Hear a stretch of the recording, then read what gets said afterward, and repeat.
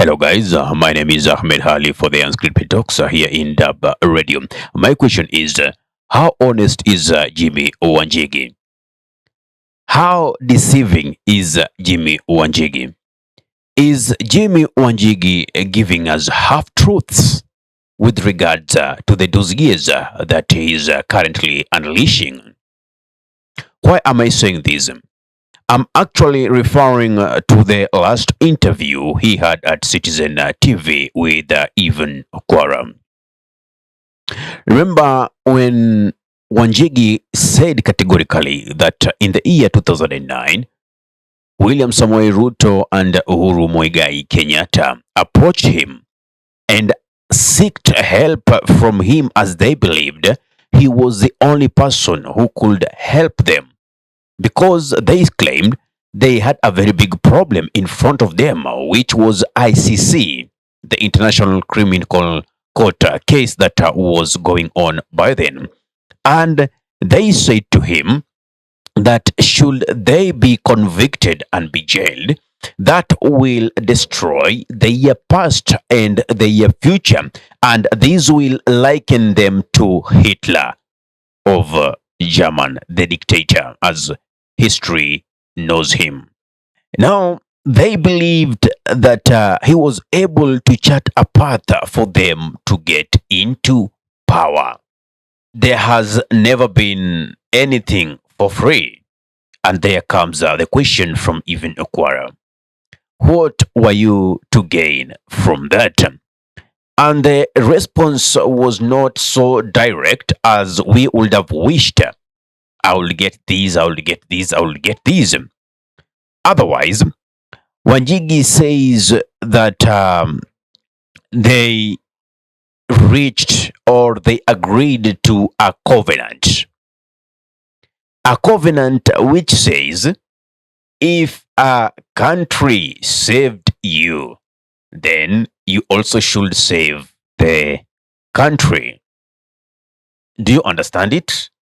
I don't. If you do, kindly elaborate it for us. When he was asked, was it about him, financially aiding the duo, that is Ruto and Uhuru, he asked a rhetorical question. Does Uhuru Kenyatta seem to be in need of Wanjigi's money? Or does William Samoei Ruto seem to be in need of Wanjigi's money? And he says this was a golden opportunity to break from the past and champion a new future for Kenya. As we know, back then, at least according to Wanjigi's explanation, 2007, there was severe post-election violence that claimed the lives of over 1,000 plus persons in Kenya. So this was an opportunity to correct the past with the new constitution and with the new generation. Then this was going to put a stop to the violence that was being seen after every election. Now, it says categorically that they'll no longer go to the yields of the past. That is 2007 post-election violence.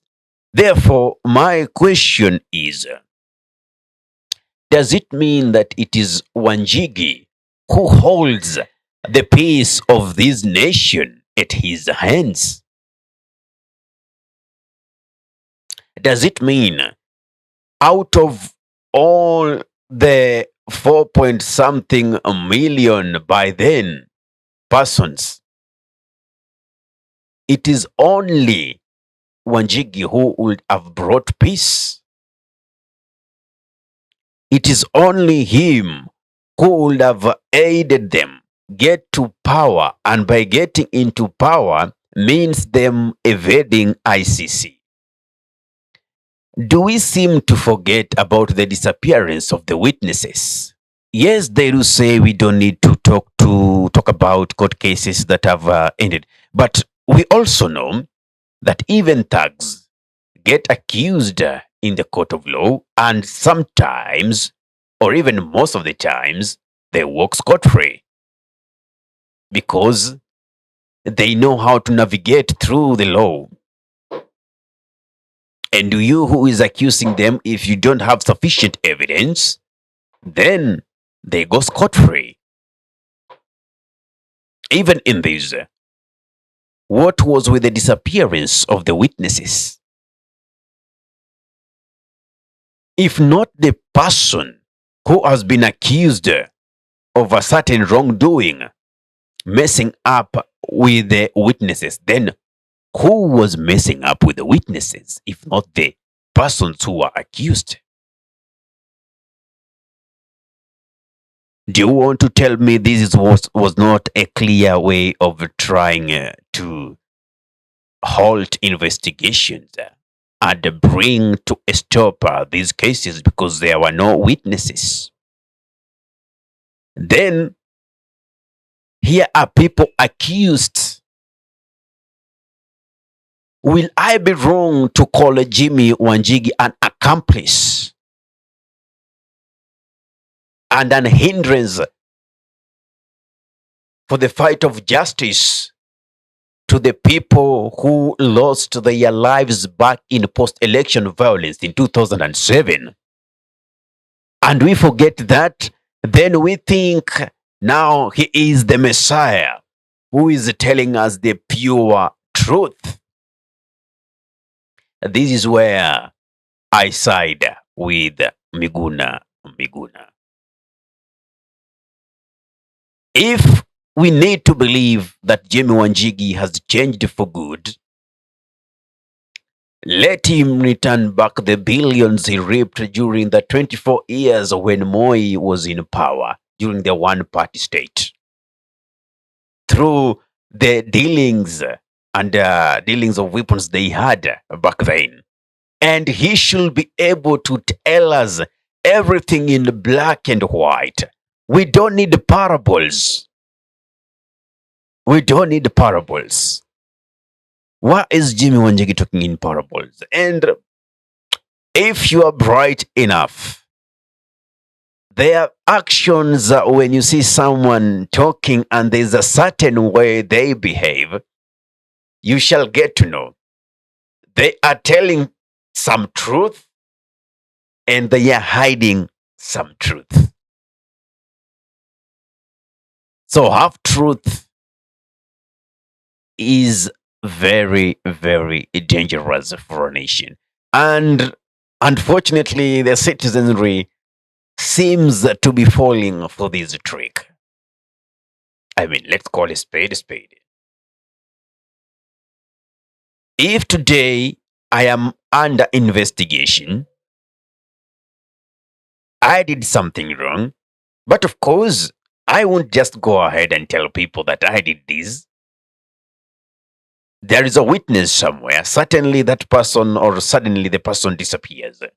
Who will be the first person to suspect, if not me? Then I look for a third party and tell the person, you're the only one person who can get me out of this. If that person is not an accomplice, then what is he? So, in whatsoever case in my analysis, Jimmy Wanjigi was and still is an accomplice to the then proprietors of post-election violence back in 2007. He aided them into power through whatever means themselves they know, because it is in the pact of the covenant they had together. Because they believe that Jimmy Wanjigi had the energy, the zeal, and the capacity from 2009 to 2013, which we believe the elections were to be held 2012, but they were pushed to 2013. He was the person who had the energy, the zeal, and the capacity to ensure that the duo get into power. Now, what happened? Jimmy Wanjigi claims the reason he is speaking now is because when the duo got into power, they broke the covenant. They forgot about the people. They started thinking about themselves, says Jimmy Wanjigi. My question still remains. Who is fooling who? Is Jimmy Wanjigi being honest?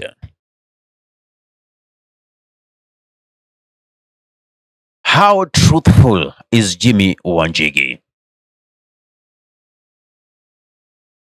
Do we as a citizenry have our third eye open to give critical analysis with these dossiers that Wanjigi is now claiming to bring forth on table? And why now?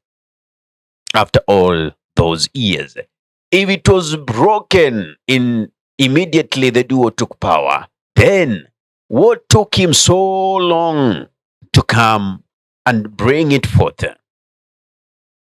What is Jimmy Wanjigi hiding? That is the gist. That is what Kenyans need to hear. What was exactly in that covenant? Bring it in black and white, because as we know, Jimmy Wanjigi, a great friend of Raila Amolo Odinga, who is today in bed with the government, but woodwinking the citizenry that he is not with a government, while all the pointers clearly show that he is in a government. And still, when the issue of breaking to Jimmy Wanjigi's compound, the following day, Raila was there. What for? To show support? Just to woodwink Kenyans.